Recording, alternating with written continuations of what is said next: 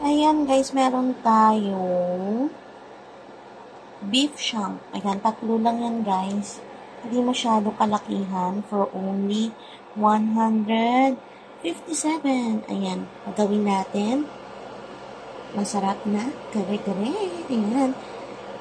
Samahan nyo ako guys. Tara, magluto na tayo. Ayan, kumukulo na siya. Ayan guys, lagyan natin yung ating beef shank. Kuluan natin. Ayan. Okay. Siyempre, pakuluan natin hanggang lumambot yung ating beef shank. We will back after 30 to 45 minutes. Check natin. Ayan guys, oh. After 1 hour and 20 minutes, yan guys. Ayan, oh. Malambot na siya. Ayan, set aside din natin. Ayan guys, mainit na yung ating pan. Mag-add tayo ng oil. Tama lang oil. Ayan. Tapos, pituin natin yung ating talong.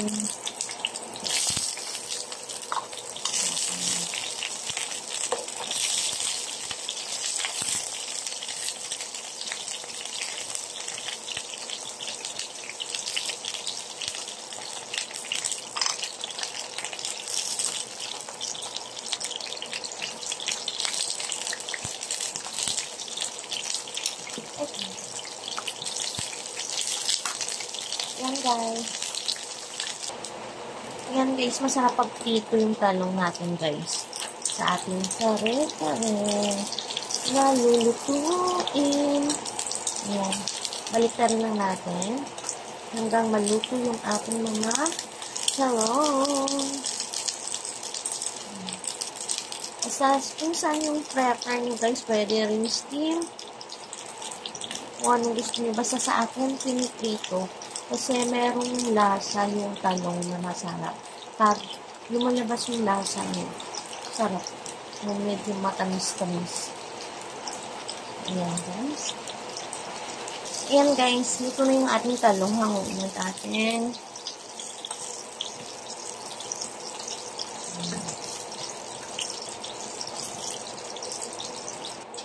Tapos guys, bisama tayo ng garlic sa onion.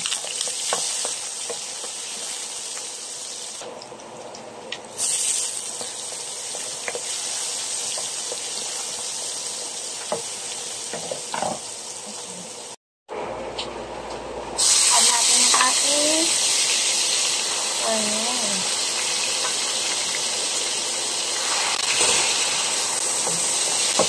Bisa lang natin guys.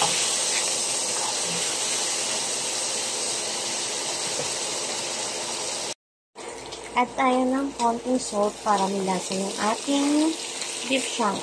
Konti lang yung ating beef shank, guys. Ayan. Malambot na siya.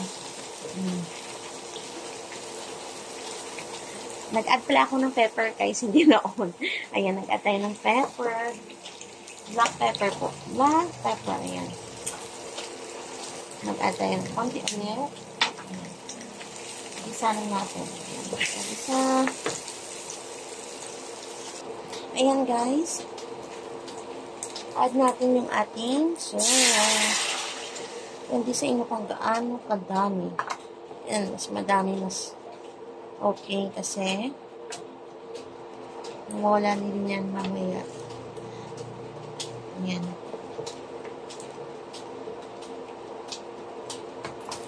Tatakpan. Pakuluan natin hanggang lumapot yung ating sabaw. Ayan.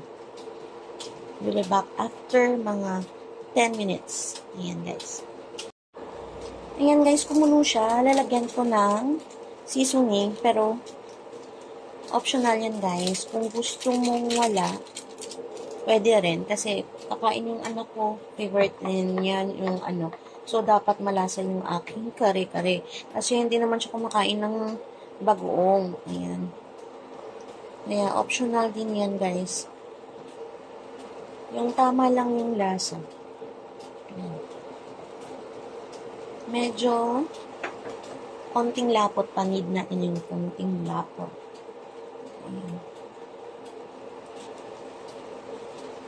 Add muna natin yung ating balatong at saka yung ating talong na rin. Balatong lang pala muna, guys.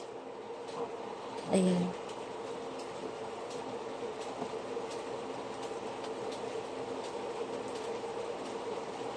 Kasi medyo may katigasan yung ating balatong.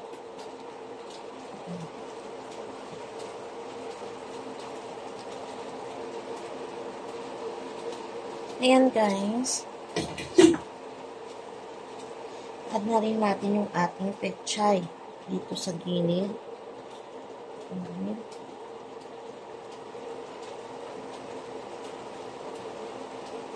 Depende sa inyo, guys, kung anong gusto nyo. Gusto nyo siya i-blanch.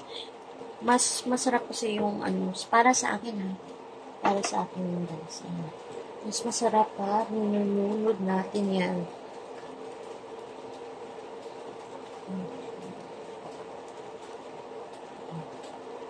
Mamaya na yung talong kasi ito naman yung talong natin. Yan. Gusto lang natin maluto yung ating pechay at saka yung ating balatong or long beans pa tawag o string beans. Takamin natin.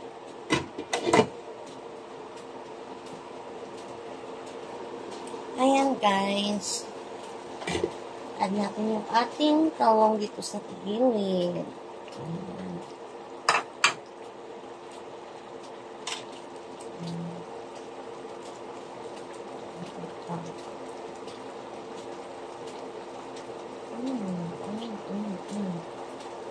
Diba? Ang ganda. Ang ganda ng ating talong. Talong with pechay. Kung mahilig ka sa puso ng saging, guys, pwede rin siya. Ayan, puso ng saging. Ayan, tikman na natin. Ayan. Ang lasa is tama lang, guys, hindi gaano kaalat. Ang tama-tama lang para makakain ng yung anak niyo, guys. Kung ayaw ng bagoong, hindi kumakain ng bagoong, o allergy sa bagoong, ayan, pwede yan yung kakare-kare. Add na kayo. At pwede rin mas malinamnam pa, add kayo ng peanut butter pa, guys. Pero meron na siyang peanut butter, guys, na, ayan.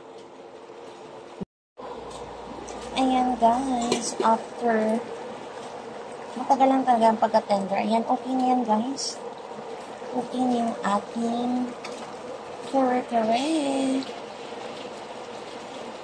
Super ganda ng ating kare-kare. Yan. Yan. Please do subscribe to my channel, Mom's Che, and paki-like and share na rin mga at comment. Ang sarap ng kare-kare. Ayan, guys. Thank you for watching. Ayan. Hope na may natutunan kayo sa akin. Bye, guys.